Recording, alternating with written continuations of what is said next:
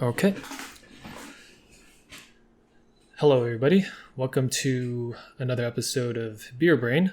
And this is my first episode recording in this way. I know it's going to be way different from episode 0. And that was called the podcast, which this is also the podcast. But it's been a year since I've recorded that format. And since then, there's been a lot of changes.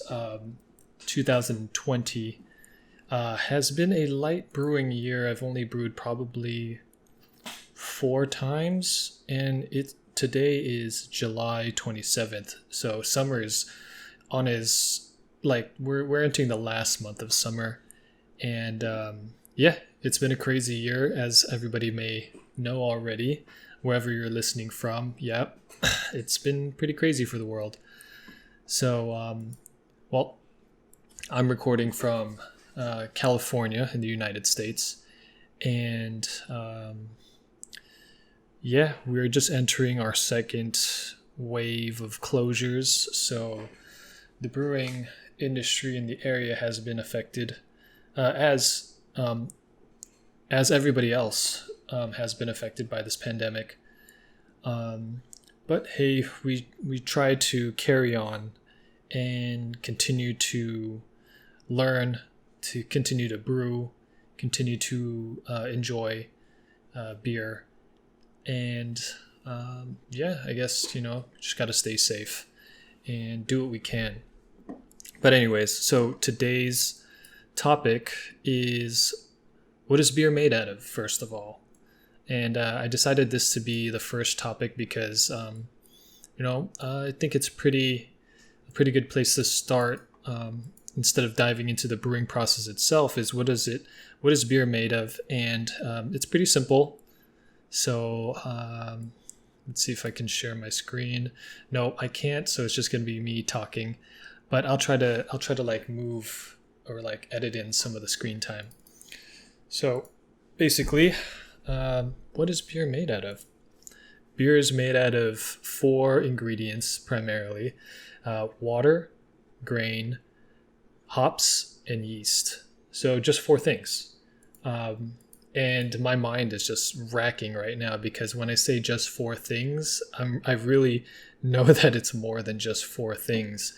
It's like the configuration of all those 4 things and the varieties you can get from each ingredient, and that includes water. So let's just go into water really quick. So water, basically, if you can cook with it or drink it, it can be used to make beer. Even if the water source is bad or kind of contaminated, there's a small video or a documentary that I saw a couple years ago that they did an experiment. Meaning I'll put the link or the source somewhere. I know that a academic body did a study, and they actually brewed beer using pond water, like a duck pond, and they took that water, boiled it, or put it through the process which involves boiling. And as you know, or as you may know, boiling is a way to purify the water, or kill everything that's harmful in the water, and thus making it potable. So if you can cook, drink with it, or purify it somehow, obviously purified water it can be used to make beer. But you can source water from a very, very sketchy place. But I've never done that though. Moving on, distilled water can be used to build a water profile from the ground up. So using various minerals and acids and additions, you can start from a blank slate of water, which is distilled water. There's nothing but water in that solution until you add whatever you want to the water to make it a certain profile. Because back in the day, brewers just use their local water source, whether it be a river or the well, groundwater, or a mountain stream, whatnot.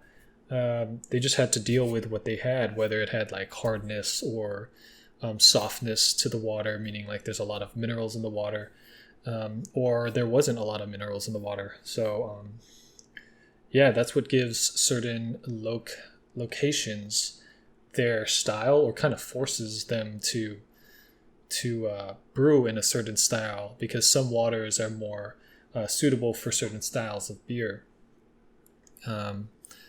which is what kind of forces the brewers to follow, what's available. So that's water. I know that's it's not a deep dive into water, but it's an introduction. So moving on to the second ingredient is grain, and what I have here is what us brewers need from these grains is actually the sugars to create the wort, which is the sweet, like sugary liquid that we throw yeast in after it's cool for them to eat up all the sugars and turn into alcohol, and thus make beer. So it's the sugars from these grains which is what we need to make beer. And barley is the traditional grain used in beer making throughout the history of beer. There's been like other ways to make it. Other grains have been used. I know with hard alcohol, like actually whiskey is made from barley as well. Vodka is made from potatoes, I think. I gotta look that up. Tequila is made from the agave plant. So a lot of it stems from plants. Actually, yeah, a lot of our things come from plants, and with beer, it's barley traditionally and in modern times. But beer's history shows that kind of bounces around to what's available, really. In terms of grains, a grain profile that a brewer would make or build in a recipe, depending on what you want to do, you can add oats, you can add rice, corn, other grains like sorghum, and you can experiment. A lot of modern beers and a lot of modern brewers are experimenting with other types of grains, and they're getting some pretty interesting results. And some of that experimentation actually ends up available for consumers, or like if you're a home brewer, you can do whatever the hell you want, really. So yeah, just play around with grains that you can add into beers. Like for instance, oats adds a texture element. It thickens the beer almost. It adds what's called non-fermentable sugars and proteins to the wort, which non-fermentable means the yeast are unable to like break it down and eat it. So it just stays in the beer, and that adds like body, something to like chew on when you're drinking a beer. So adding a lot of oats, for instance, does that. Like I added oats to some of the stouts I've made in the past. The stout that I brewed this year is a milk stout, so I didn't really add anything to the body. I kind of wanted to keep it light and kind of thin, so I didn't add any oats to it. A little bit smoother and cleaner flowing. Yeah, and barley, which is the main traditional grain for beer making, from what I've learned and played around with, was barley is processed in different ways to develop a variety of flavors. So barley is taken and malted, which is another process that makes you take like barley raw, and then you pretty much wet it, and that wetting process makes it start growing, and that semi like transformation from like just seed to like somewhat like going into the process of becoming a plant, or the starting part of its growth, allows enzymes to, okay, this is getting a little bit more complicated than I wanted to dive in for this intro video, but like malting is another process, and that allows brewers to use the grains in brewing, which is another process, but I won't get into that. I'm just saying here the takeaway is barley is processed in different ways where it can give us different like flavors, meaning barley is sometimes roasted, sometimes smoked, and cooked essentially to a certain point where it like gives us different options, and we can mix and match those varieties, those options that are available to produce like whatever we need to produce according to the recipe we're following. So yeah, that's grain, which is the second ingredient. Man, this is way more complex, but and can easily get out of hand. But I'll try to keep it tight. So hops, number 3, it's the bittering agent as well as the preservative component of beer. The hop plant is a crawling vine that produces leafy cones, which is a lot of the times you see that illustrated on beer bottles. It's not on this one, but is there one here? Yeah. So right here, Mother Earth Brewing Company, that's the cone. It's upside down. Typically it's, is there anything in here? Okay, so there's nothing in here, hopefully. I'll just put this underneath. So it grows like that. It grows like downward like that. So it's like a cone and the vine's crawling up and stuff. So it likes to, what farmers usually do is create trellises, which is essentially just like, it's kind of like power lines where the plant at the bottom can crawl up like a scraggly rope and then like go like across, like horizontal, and just like shoot out along another rope that's like strung out, and that's like the trellis, and it just grows up and over and like down, and like all of that, just like all of that plant length has hops just like along that vine. But anyways, leafy cones that contain the specific substances we use in making beer. So that's getting a little deep into what hops are and what component of hops provide the bittering agent and the preservative agents. And basically it's lupulin, and it's like a yellowy sticky substance that's within the leaves of the cone. Like, so inside, if you peel or like flip up the leaves, you'll see like it almost looks like pollen.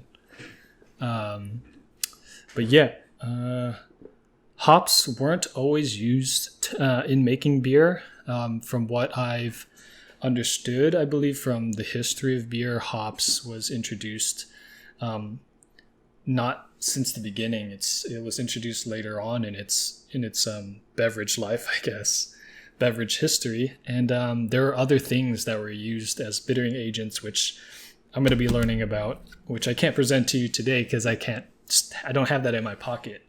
But I'll get to learning that. So today there's a variety of hops available for brewers and breweries, and a lot of new strains are in development. So just like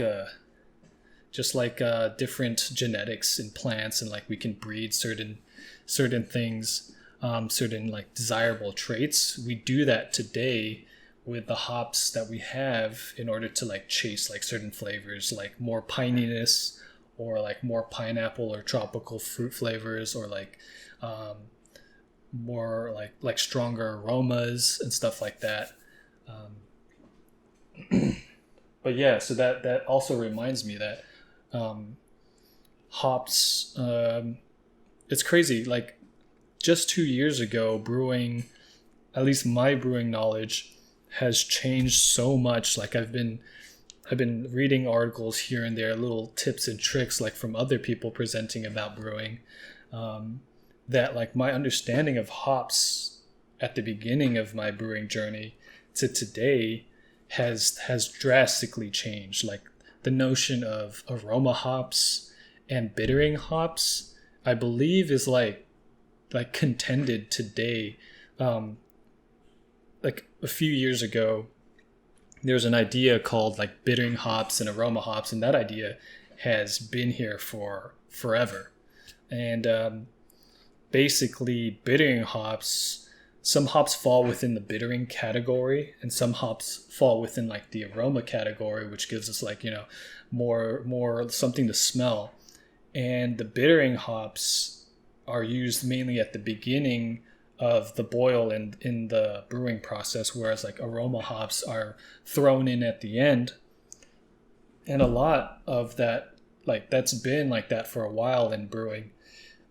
And then like nowadays, everything's flipped around, and then you have things like hazy IPAs or New England style IPAs that just totally flip the script on how you use hops. Like everybody's throwing in their hops no matter like what they are. Like they could be bittering, they could be aroma. No one cares anymore really. And they just throw it in whenever they want. And to make like hazy IPAs, at least my understanding is that you put it in towards like the end, like the 15 minutes, 10 minutes, 5 minutes flame out of brewing. And that's how you create all of that powerful aroma. Just throw the hops in at the end. And then that's just going to be like an explosion of like the hop aroma that you used. Might be a lot of like juiciness, hence like juicy IPAs, which are hazy IPAs, which are New England IPAs. It's all just like kind of like a history of that style, and that's got like a story in itself too. So, but anyways, one of the most interesting facts that I've come across when learning about hops is that the plant itself is like a cousin of marijuana. And so like I kind of like tell that fact all the time because it's just so interesting. And I actually took that face value, and like I still to this day like haven't verified that. But let me verify that, and I'll get back to you guys on this fact. But it's just struck me as a very interesting thing. And I guess the reason I bought that claim face value is that there's such a variety of hops and like so many different strains that have been developed. Similarly, marijuana has its strains and its various like breeds and stuff, and it's just I guess like the buds in on that plant seems like very similar.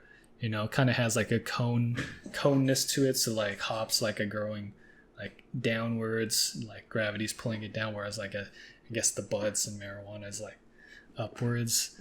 But I mean, just a little fun fact.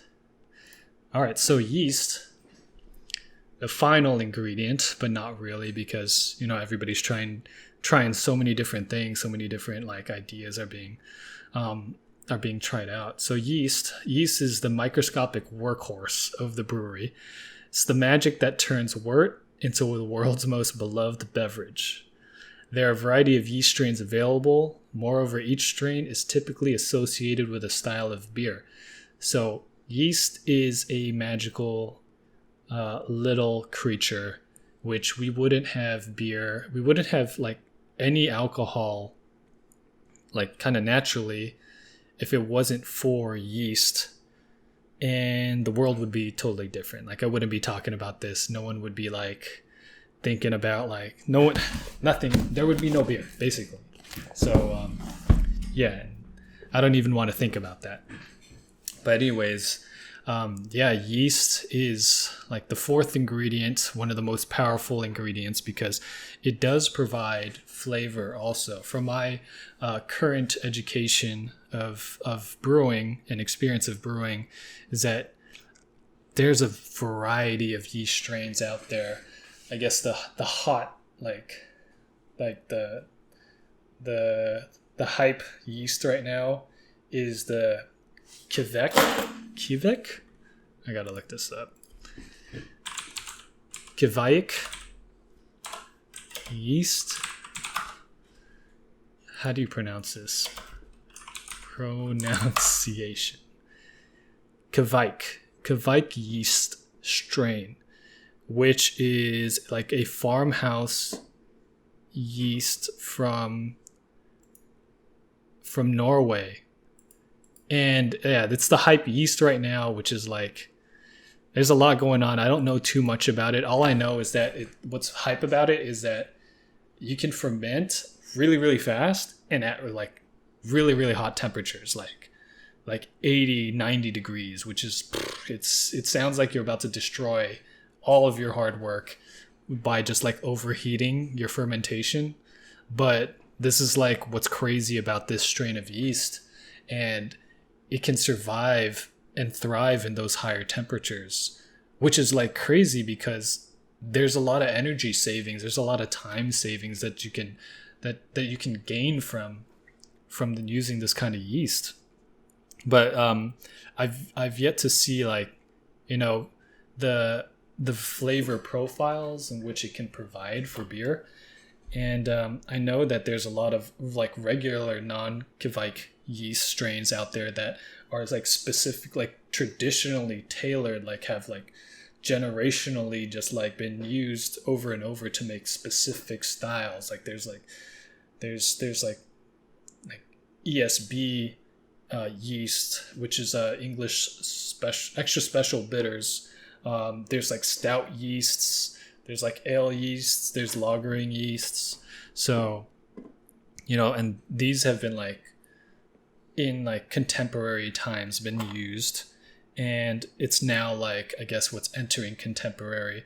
The scope of the contemporary yeasts is the Kveik yeast, which it's like made a comeback. It hasn't been used in forever, and like, there's this, I was reading this article, there's a story behind this yeast today, and there's this dude that went over to Europe and just pretty much like got some of it, sent it back to the United States, and now it's the shit right now. And it's shout out to that guy, because he's, without his like adventure that he took, we wouldn't be talking about this. We wouldn't be brewing with this strain today, which I'm pretty excited. I was able to get 2 packets of that yeast, and I have it stored away right now. I haven't decided what I want to brew with it yet, but I'm pretty stoked to be able to use that.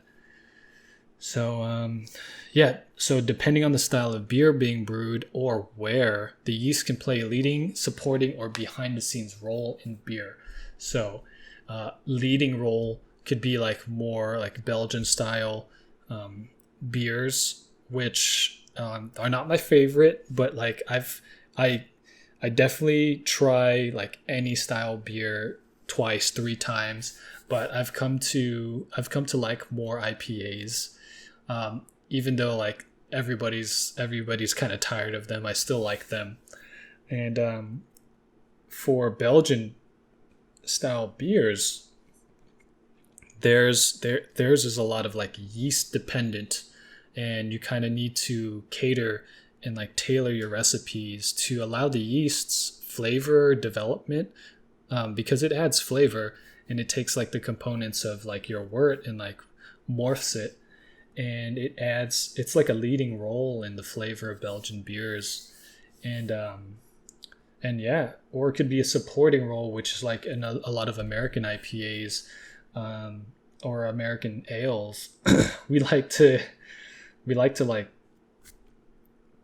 just load up the hops in like all of our beers practically. There's like a arms race, is where that's, somebody else said that, and it's like literally that's perfect. That's a perfect way to describe what's going on, or at least what went on with like the double IPA, triple IPA.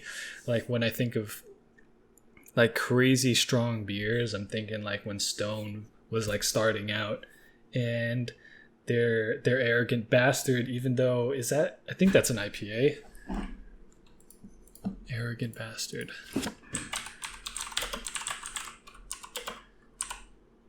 It's an IPA, right?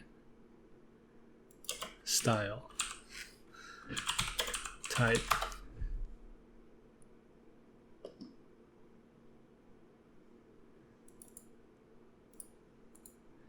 Arrogant Bastard is AVB 7.2. It's just a strong ale. Okay, so not necessarily like an IPA, but I know Arrogant Bastard has an IPA. Sierra Nevada has their Torpedo, which is really good. And yeah, our American style IPAs, we just love putting the hops forward, and the yeast kind of take like a supporting or even behind the scenes role.